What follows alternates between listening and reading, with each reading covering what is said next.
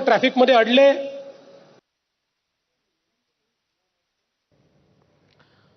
राष्ट्रवादीच्या खासदार सुप्रिया सुळे याही वाहतूक कोंडीमध्ये अडकलेल्या। मात्र याच घटनेचा धागा पकडत मुख्यमंत्र्यांनी जोरदार टोला लगावला।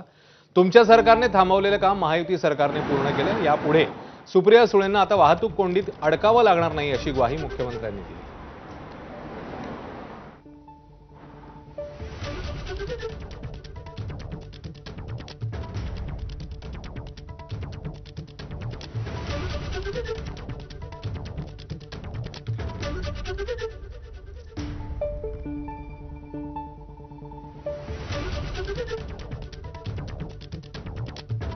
नमस्कार। गेले 2 तास आम्ही सगळे ट्रॅफिक मध्ये अडकलेलो आहे। सकाळी आम्ही 7 वाजता निघालोय ठाण्यावरनं।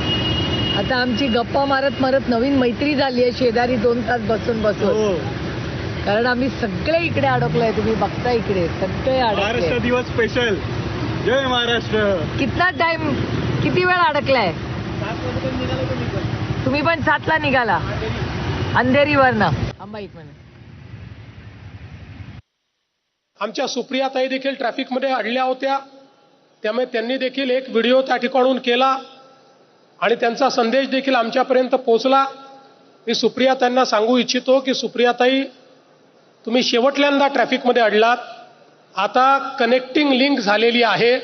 त्यामुळे पुढच्या वेळेस तुम्ही ज्यावेळी मुंबईहून पुण्याला, पुण्याहून मुंबईला जाल त्यावेळी तुम्हाला ट्रॅफिकमध्ये अडण्याची कधी वेळ येणार नाही।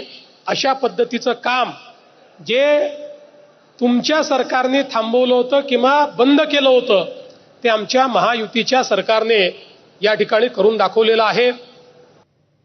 दरम्यान वाहतूक कोंडीवरून आरोप प्रत्यारोप आता सुरू झालेले आहेत। नेमकं